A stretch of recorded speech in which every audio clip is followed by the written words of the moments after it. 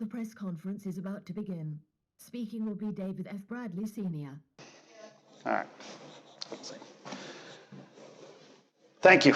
We appreciate the opportunity to provide the community with an update as we try to fix this from the inside. It's been a long fight. We still have a long way to go.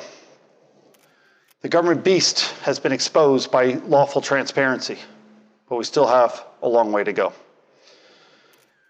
As a short review, we had a government that was out of control. If you remember, they would remove members of the community from meetings using the police, silencing them. If you remember, we had trouble getting information out of the district, and they would just do as they pleased. Once inside, we exposed the documented corruption and waste. When we attempted to negotiate with the members of the board, we were silenced. We were blocked. We needed support. Logical corrective actions failed and was met with fierce obstruction. If you remember back, we sought state-level intervention. We met with a team from the Auditor General over here at the Hampton and showed them what we found as corruption and waste. They brought the team in, they did a report, and they documented and corroborated what we had found. This was helpful. However, it's our government, our community, that has to rectify these situations. The Auditor General's report admonished the actions of the board for the period that they reviewed. That period included the tenures of people like David Kraus, Gloria Bowman, Hal Resch, Rocky Arner. And it's still on our board, we have Larry Stern, Steve Holland, and Wayne Wentz, who were also part of the board back then during this Auditor General's report. In my opinion, given the report documents that millions were wasted, 3.2 million was wire transferred out of the district to the NEF. Stipends were paid. And the laws written to constrain government were neglected. Actions of non-compliance were taken by these board members. It's shameless. They should all apologize. Our fights for increased student privacy, student rights, and community privacy have been successful. Yet they're still digging in their heels. The blockade against lawful transparency is slowly being torn down, and we can count on this as a success. We had several rulings from the State Office of Open Records that is forcing the government to legally end the blockade. Whereas these efforts were successful, we still have a majority of the board opposing us. To see all the records prior to authorization is just common sense.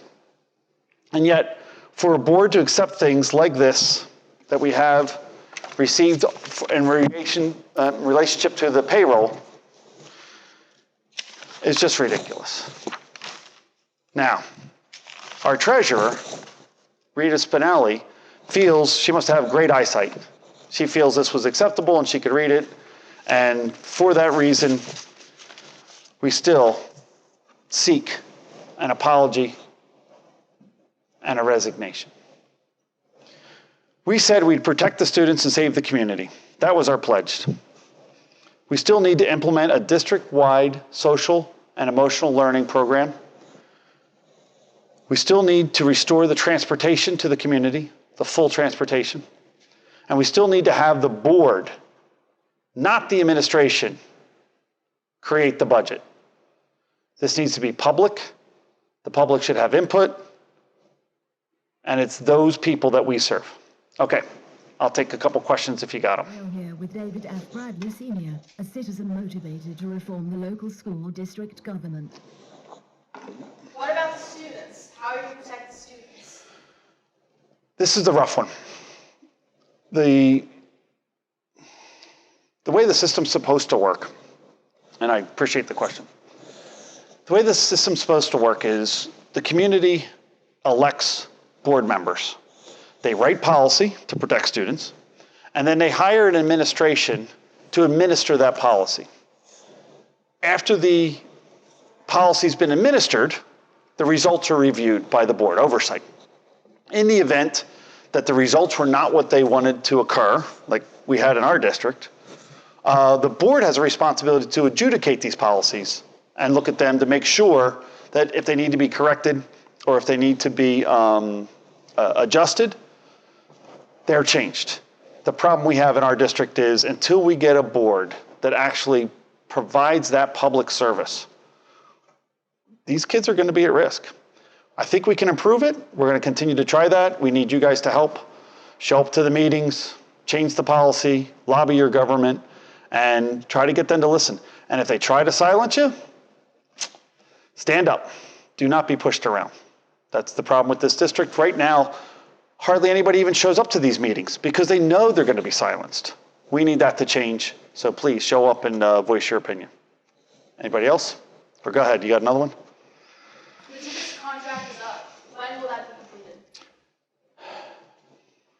Once again, our board has a responsibility to negotiate these contracts. It's only the board's responsibility. The buck stops with the board. And currently, because of the majority of the board's decisions, I cannot speak to that matter because that's being done in a way that is unique. I'll leave it at that. Thank you. Anybody else? Mr. Bradley, Yeah.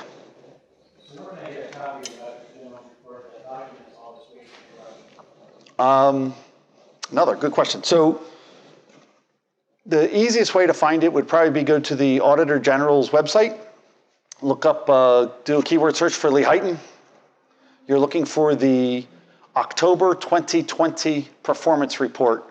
And then that's actually word searchable. So all you do is type in non-compliance and you'll see where they talk about it. If you type in waste or budget, you'll find the areas, because it's a pretty long report, but you'll find the areas where the Auditor General documents that millions of dollars was given to the NEF with little to no benefit, where stipends were paid, where budgets were exceeded.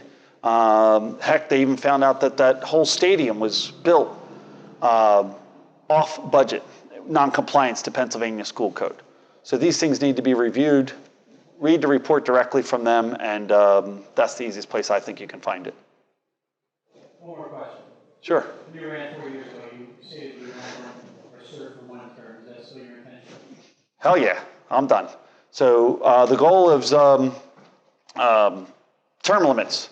And since the district, the government does not have term limits, it's only up to us as individual citizens to show up, do our duty in service, pass the torch, and let someone else do it. There's no reason for me to be in there any longer than one term, nor is anyone else should be in there for any more than one term. I think part of the problem is some of these people have been in there for decades, and they just create dogmatic practices that block lawful transparency, that block the protection of students, and they start working for the administration rather than the other way around. The government officials have a responsibility. They were elected to oversee these people. So when they abdicate that authority back to the very people they were supposed to oversee, the system breaks down. That's where the corruption comes into the system. Hopefully, the cases we have in court and Carbon Court and also for the Office of Open Records will start exposing more of this, and you'll recognize that as we change the policy, we'll do a better job of serving the public. So, no, I'm done. I'm out in November. There should be a new people to be elected in come the primary. This school district's very important to elect people during that primary period because they're the ones that make it onto the ballot in November. And if you don't get to vote for them in the primary, you won't have a chance to vote for them in November. Anybody else? We're good? Thank you. Appreciate everybody coming. Have a great day. This concludes the broadcast. He is certainly persistent. Yeah, and thorough.